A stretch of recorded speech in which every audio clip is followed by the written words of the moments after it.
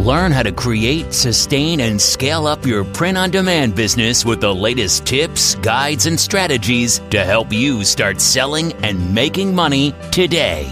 Welcome to the Sales on Demand Show. And here's your host, Adam Schneider.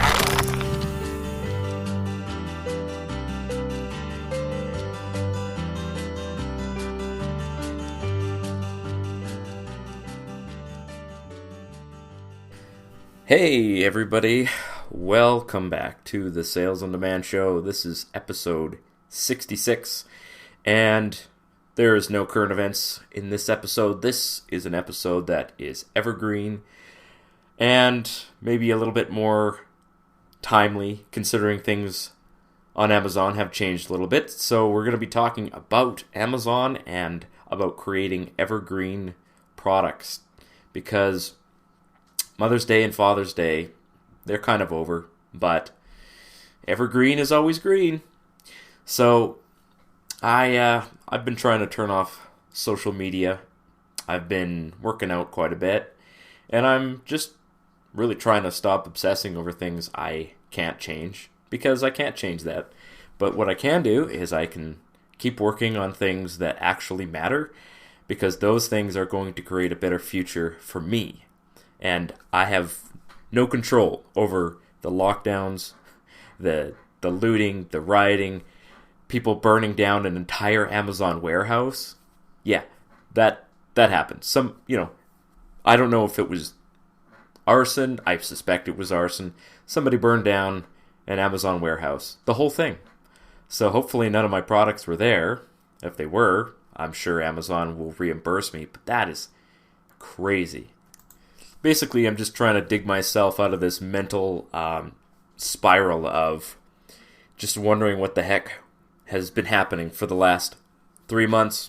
And, we all are starting to realize that the lockdowns probably didn't do anything to protect the people who really are vulnerable to COVID-19, because the CDC just admitted that getting the virus from an asymptomatic person, that is someone who doesn't have any symptoms, is extremely rare. And I'm like, I knew that already. The Chinese admitted that, months ago. They also admitted that contracting the virus outdoors, is really difficult, because it is a respiratory virus, and even the slightest breeze will send those virus particles just floating up into the air, and they'll be destroyed by sunlight. So, yeah, it's irritating, because all of the fun things that I wanted to do this summer were canceled, and it's completely pointless that they were canceled, because some of them are so non-risky that, I think we could have safely had summer camps. I think we could have had we could have outdoor church services. That would be perfectly legitimate. But now we're still pretending that this is a thing, so whatever. Anyway, so Father's Day, I hate to say this, but it's pretty much over. If you were hoping to make some sales for Father's Day, you might make a few last-minute sales. But chances are that Father's Day stuff is just not going to make it there on time. And I've been just telling everybody, I've had a few last-minute Father's Day sales, and a few people who are like, oh, I didn't realize this was going to take so long. Can you cancel this? And I'm like, all right, fine. So, it is what it is. Especially for Canadians, our packages are sitting in some kind of warehouse waiting for, someone to get them, deliver them. That's just the way it is. It's irritating, because I used to get a lot of my sales from Canadians, and now I've had to put an announcement on my Etsy shop that says, you may not get your, package in time. It's specifically to Canadians, and I know people are seeing that and not buying. So basically, I've turned off my Etsy ads, and I'm just ready to move on from Father's Day. Now, Father's Day and Mother's Day were pretty good for me, despite the current events going on right now. Between, I would say in a 60-day period, maybe call it a 75-day period, I had around $23,000 in sales, which is a record for me during these 2 holidays. Never done that well. Usually I get, 5-figure sales during the Christmas period, and, that's the best time of year for me. But Mother's Day and Father's Day have been quite good. And I'm sitting on a decent amount of cash now, so I'm going to be working on building that cash up and saving up for Christmas, because it's coming up. I have a ton of items out of stock on Amazon, which are, some of them are ordered, some of them I have to order yet. I don't know why I'm so lazy about restocking.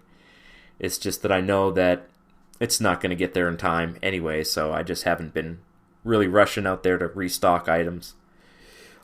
Still getting decent sales on Amazon though, so that's good. They're mostly just the kind of sales you see year-round though. So the rush is kind of over, and we're just working on Evergreen stuff. So what is Evergreen? What do I mean by that? Well, just like the Evergreen tree, an Evergreen item is something that people would probably purchase year-round. It doesn't have any jump in sales over. Sometimes it might, but the things that tend to be Evergreen tend to just sell, at a steady rate all year long. And these are things that are excellent for building that long-term business value. I would say that it's just as important to work on building your Evergreen listings as it is to, find these trends and capitalize on the trends. Because you can make a lot of sales over a short period of time with trends. If you have a Father's Day customized item, that's great. But Evergreen is just you build hundreds of Evergreen listings, and even if they're not selling, a lot, they're selling constantly. So you have this slow, kind of like a slow burn or a slow flood of nicely selling items, and it makes up a lot of volume, especially during non-peak season, which is what we're going into right now. We're walking into the summer season when it's sort of traditionally not very busy. I would say that there's 2 slow periods every year. One of them is the period between, Valentine's Day has a little bit of a selling rush, but generally between the end of Valentine's Day and Mother's Day, let's say like between the end of February and the beginning of March, usually pretty slow. And then the summer, you'll see a slowdown in July and August. August, you should see things pick back up again, but sometimes it doesn't. So people are out, they're not shopping as much, especially this year. People are going to be camping. Like, camping is going to be the only thing people can do. I actually joined a Facebook group all about camping, and it grew from 50 members to 50,000 members in 3 weeks. That's how crazy things are going to be this year. I went out and I booked one night at what we call a provincial campground, which is it's a nice place. It's run by the provincial government, and it cost me $58. $58 for one night. Now, granted, it has power and water, which I don't need the water because I have onboard tanks and I'm not going to be showering in one night. But, you are paying for that. But I also made a mistake on the booking, and I booked it for the wrong weekend. So I had to go back and change it, and they double charged me. And it turns out that that was intentional. If you change the reservation, they're like, oh, okay, well, here's another fee. So I paid $100 total for one night of camping. And I'm like, oh, man, this better be so relaxing. I think it will be, because my parents are there, and this is a great campground. So we're going to be kind of just slowing down, relaxing, enjoying life. Yeah, it's going to be fun. So let's talk about Amazon. So there's two things I really want to hit today, and that is the changes that have taken place on Amazon in regards to titles and how to start building your Fulfilled by Amazon listings so that you can crush it over Christmas. FBA is fabulous, and it stands for Fulfilled by Amazon. So I'm going to talk first about some of the differences between Amazon and Etsy, because they're two very different platforms. But yet they do have some linkage, crossover. I mean, people who shop on Amazon also sometimes shop on Etsy. Some people tell me that the items that will sell on Amazon won't sell on Etsy. I haven't seen that. I've seen a lot of crossover. The things that tend to do well on Etsy, I can make them do well on Amazon. And I can do that by taking certain steps to make that happen. And I've been very successful using Etsy to kind of, build my Amazon account. We'll talk about how that works. So the main differences are Amazon is a global marketplace, and they don't care what you're selling as long as it's not trademark infringing. So you can't sell fake Nikes, you can't sell fake products. You can sell literally anything else. Anything else. You can sell used items on Amazon as long as you mark it as used. Vintage items, books, textbooks, old DVDs, old CDs, and stuff like that. I mean, the sky's the limit. It's really a lot like eBay in that regard. You can sell, and maybe a little bit more restrictive than eBay. Amazon has been restricting some items, especially items with hazardous materials in them, or, they're just getting a little bit more strict about that kind of thing. But you don't have to worry about that for print-on-demand listings. I mean, a mug is not a hazmat item unless you hurl it at someone's head, which, that could hurt. So don't do that. But on Etsy, when you create a listing, that's your listing. I mean, you have the right to call it whatever you want. You can add any picture you want. A lot of people will add really fancy looking pictures on Etsy, and you can tell they spent some time creating that. Maybe they even took their own picture and added it. Print-on-demand items almost always have digital pictures because we don't have an actual picture of the item because it doesn't exist yet. So you'll see on Etsy when you do a search, you're going to see loads of really, really different pictures and images for each listing. And that's pretty standard. Anybody who's doing well on Etsy is creating these kind of fancy mock-ups. Now on Amazon, they have very strict guidelines about listings. And when you create a listing, you no longer own that listing. And Amazon has very specific guidelines about what the picture must be. It has to be on a white background and show only the item itself. Now, thankfully, when you upload a campaign with Gear Bubble, it automatically creates a picture that is exactly what Amazon wants. You can add more pictures, but what are you going to show them? That the mug, the inside of the mug? Some people, they do add pictures. I've never done it because I don't feel like it adds anything to the actual product. What I have done for Amazon is I've added, for customizable items, I've added a little red arrow, and I've put the word customize me on that red arrow. Technically, that actually doesn't meet Amazon's picture requirements, but they've never had any issue with the picture. And I do that to distinguish that this item is not just a generic coffee mug, it's customizable. So it's something to think about, and I haven't had any problems doing it. If Amazon decided they were going to suppress the listing because of the picture, I would simply change it back to something else. And no problem. No foul. So Amazon, you don't own the listing. Etsy, you do. Amazon does not want you repeating words, and they have become very, very strict about what they want the item to be titled. Now, we're going to talk about that, but Etsy, you can call it whatever you like. Literally, as long as you're not using trademark terms in the title, who cares?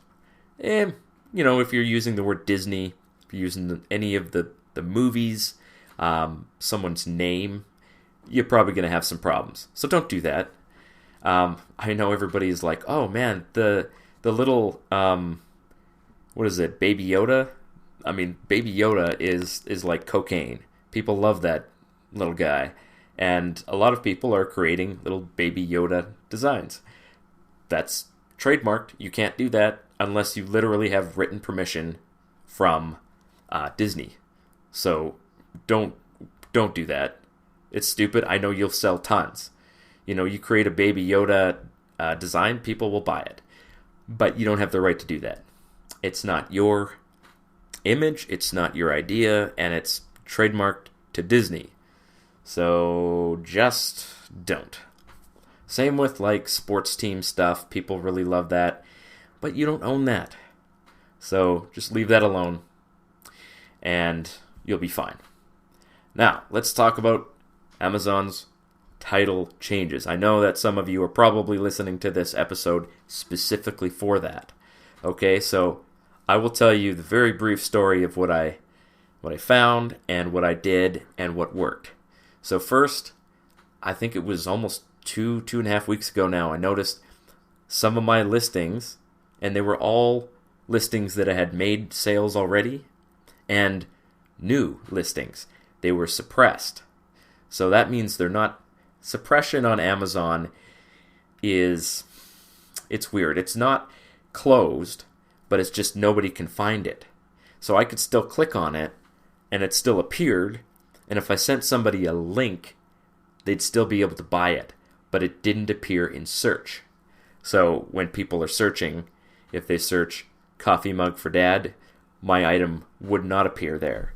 So this is annoying because you don't get any warning about this. It just happens, and Amazon does not tell you about it. So this had been going on for 48 hours before I even noticed it. So I went in, and I was like, what's going on? Changed a few titles because Amazon was putting a red, exclamation mark beside title, and it said, title contains prohibited phrases, which usually means that you put some kind of not copyright, but trademark term in there. So if you put the word Disney in your title, Amazon's going to suppress that because you can't use that term without permission. And they're not going to give you permission. So that's what I thought. I thought there was some kind of bot that was scanning for trademarked terms and was accidentally triggering this algorithm. So I contacted Amazon. I actually spoke on the phone with the rep, and he told me a bunch of things that were completely irrelevant and were not true. So he's like, you have to put your brand name first. So I changed my title, and I put my brand name at the beginning, and I put the name, the phrase that was on the mug, and then I put white ceramic 11-ounce coffee mug, and that worked. They stopped suppressing the listing, and I noticed that I was getting sales again. So I was like, okay, cool. Then, not that long ago, maybe a week, I think the last time I ran the podcast, I was still working on this. I looked at my account again, and every single thing was suppressed. Everything. Even the ones that I had changed based on the direct advice from an Amazon rep. And I was like, okay, now what? So I was a little frustrated, and so I started opening up cases on Amazon, trying to figure out what's going on. And I literally said to them, I was like, please tell me which phrases are problematic. I will delete them. I'm like, look at this title. What is happening? So I would change the title, and I'd change the title again, and I changed it again, and nothing was working. Now, I knew that some words were problematic. I know the word gift. You cannot put the word gift in an Amazon title. The word best, the word amazing. So any word that's sort of a promotional word that doesn't relate to what the item is, you can't put that in the listing or in the title. Now, here's where things get stupid, is that some of the phrases contain those promotional words. So best ad ever is literally what the item is, but yet they won't let you title it that because the word best is promotional. So this becomes, of course, really irritating. And it may change the way that, I end up titling these listings. I'm still working on that aspect, but I'm definitely going to be changing, what I'm calling things. So definitely leave the word gift out. Now, here's the problem. I was talking to these reps, and I'm like, please tell me how to fix this. And they kept telling me the generic information about what Amazon wants, literally copy and paste. And I kept saying, stop copy pasting answers to me. I need you to look at this, tell me what's wrong with it. And they're like, well, maybe this, maybe that. And I'm like, maybe doesn't help me. Stop, farting around with me here. I'm getting really angry about this. And I was ready to just, flip my desk over. It was so maddening.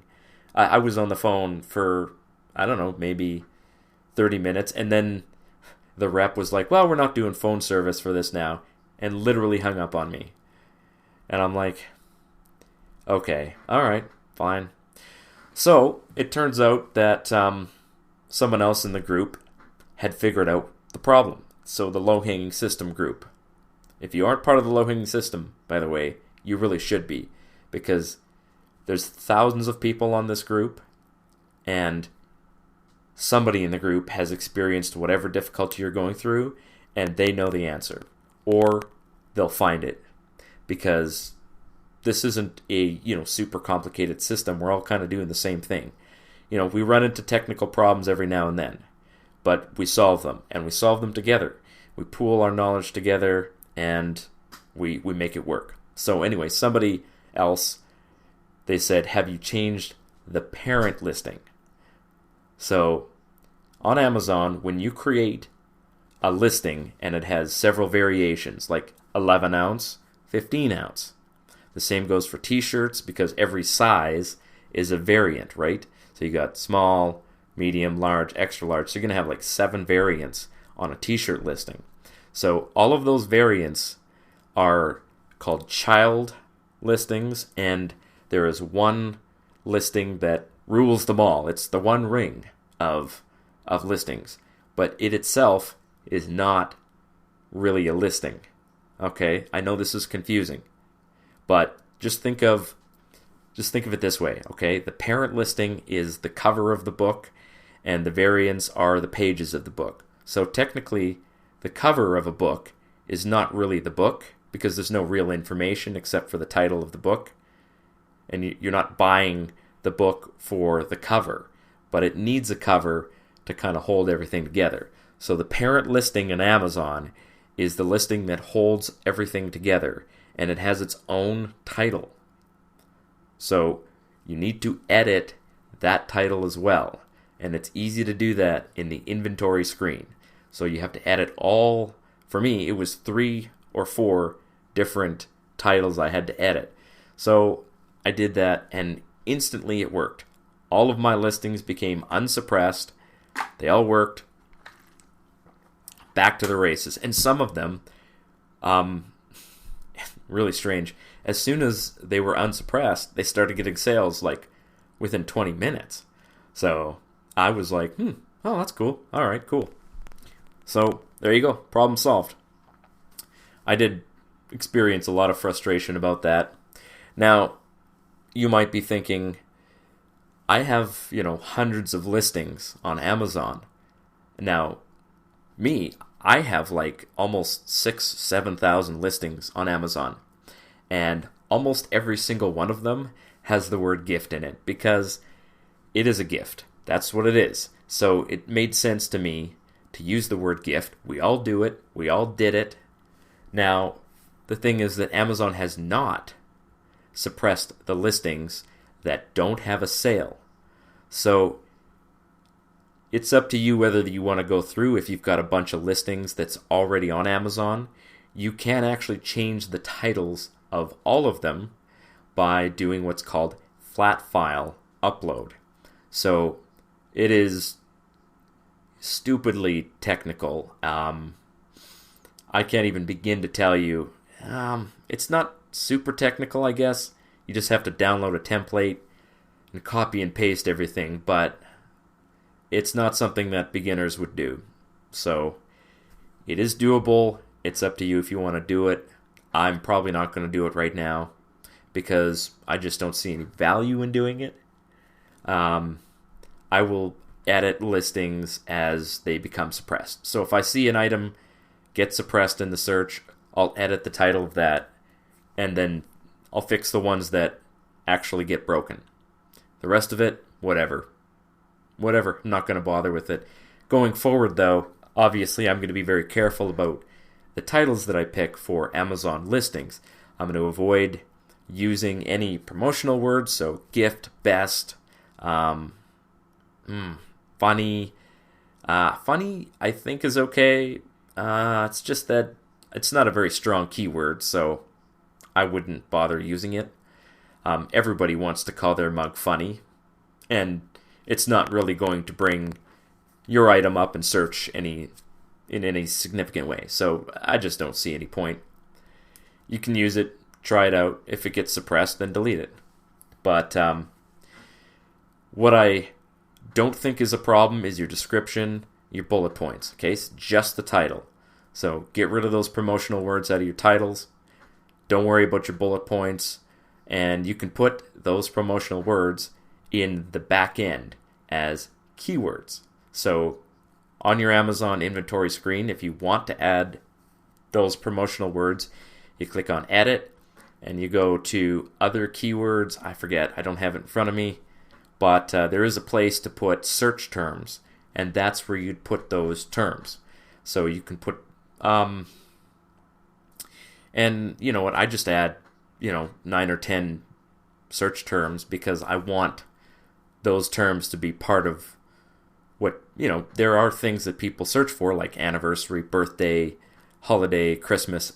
I don't want to have to put those in the title of every listing, so I'm going to be adding those to the search terms of every listing. It's easy to do with the software that I use. I add them all to every item, and that way they'll appear no matter what. At least the combination of the title and the search terms will hopefully, if the title has the word dad in it and the search terms have the word birthday, then hopefully that item will appear for dad birthday or brother birthday or accountant birthday, right? Whatever. So I'm just going to be adding those to every listing, no matter what it is, because why not? All right, so here's some action steps that I want you to work on now. I'm not going to take too long with this. Actually, I almost feel like I should leave this for next episode. I think I will actually do that. So that's just a little bit about Amazon. So next episode, I'm going to be talking about how to create those evergreen items, and I'm going to list a whole bunch of niche ideas that you should be using, that you should be working on to create new products. Now that Father's Day is over, there's a whole bunch of things that occur every year that you can just keep creating designs for, and they should sell year-round, even during Christmas, whatever. And here's a list of the things that I've come up with here. This is by no means exhaustive, but it's a start. So birthdays. People are born year-round, not surprisingly. So working on designs that... And here's something that's worked really well, is that people are crossing over current events with birthday ideas. Now that's getting more into the trending thing. So I wouldn't do that as an evergreen, but birthdays are definitely something that are evergreen. So you should always be thinking about adding birthday designs, anniversary designs, friendiversaries, new babies, retirements, or starting a job, like you got hired as a cop or something like that. If anybody still wants to be a cop these days. And then thank you gifts for just generic things, I guess. So what is a thank you gift? It's something that a boss might purchase for his employees. Like a thank you for being my admin assistant, or thank you for being my, my butcher. I don't know if that's something that people would buy for butchers, but it's worth a shot. And those ones are really good because oftentimes, like if you have a workplace where there's 15, 20 people, the boss will sometimes buy 15 or 20 of your item. And people are reporting that they're making sales of bulk items, which is, that's good money right there. For one design and one sale to make $200-$300 off of one thing, that's amazing. So that is definitely something, and I'll talk about that more, and I've got 5 action steps for you to take in the next episode, so don't miss it. By the way, if you want to join us on the low-hanging system, there is a link in the description. Check that out. It's really worth it. It's $300 to join, and I'd pay it every year if I had to, but I don't have to pay it every year because once you join the group, you're in forever. But it's worth enough money. It's valuable enough that it would be worth buying it every year if you had to. So that is it, guys. Life is looking good. I am choosing to be optimistic about things, even though sometimes the misery does catch up with you. Just remember that we live in a great time of history. We've got the internet. We've got global communication.